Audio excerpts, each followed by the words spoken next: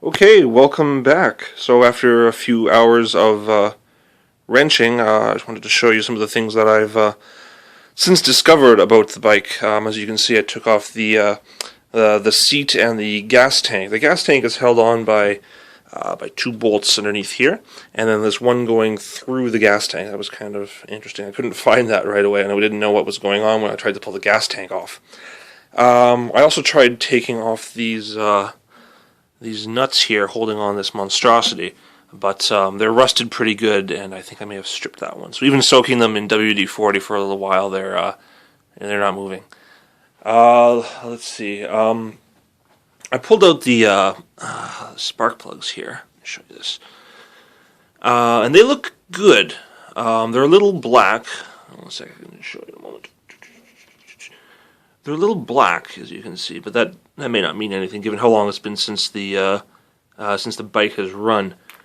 Hold on a second. You can peer inside. Actually, I took a look inside the crankcase here into the chamber. You can't really see a whole lot. Of course, it's a tiny little hole, but you can see if you look carefully.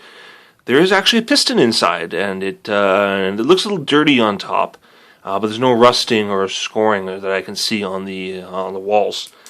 So it looks pretty dirty inside though. So that could mean nothing. It could mean that maybe some of the piston rings are shot and it was getting oil, or it was just idling long or running rich. I should maybe get myself a compression tester and I can take a closer look at that. That'll tell me if the rings are good or not. What else? So I took off these covers here. This is where the valves, the springs and what have you are kept, and where you can do the ignition timing here. I'll pull those off and I'll show you. Okay, so I took off the cover there, and now you can sort of see inside. Because it doesn't look that bad. Doesn't look like there's really any rust or anything like that, and it looks like it's had oil in there recently, so it's nicely lubricated. I haven't bothered to check the timings, or the clearances rather. In order to do that, you need to be able to turn the engine over easily, rotate it back and forth to top dead center and that sort of thing. But the best way to do that is to rotate the rear wheel when the bike's in gear. But as I recently discovered, the rear wheel brake is seized. So between that and the fact that I can't put it into gear, I have no way of really rotating the engine very easily. So that'll have to wait. But that's not a big deal.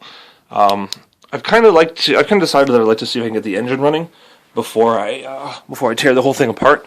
So step one in that, I figured I was going to see if I could get the electronics working. See if I could get spark and that sort of thing. So there's no battery there, and even if there was, it would be ancient and unusable. I have a spare battery here from my old motorcycle, but it's far too big for the slot, and even though I can sort of rest it in there, the positive leads aren't long enough to reach it. So I'll have to rig something up there. So I'm going to do that, and I'm going to see if I can get spark, and to see if the light bulb and the the turn signals and that sort of thing work.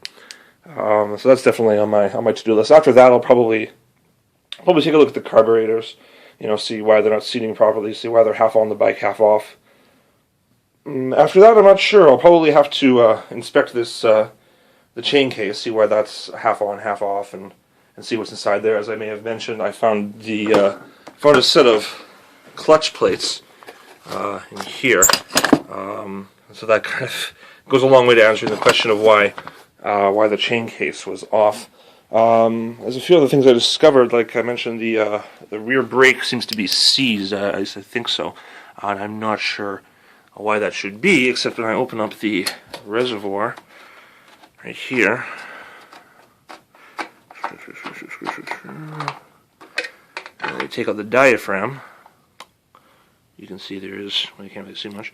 There is no fluid in there at all. It's bone dry. So there's no fluid in the rear brake system. Probably leaked out or something at some point. So I'll probably have to tear that out, inspect it, unseize it, and put some more fluid back in and see if I can figure out what's going on there.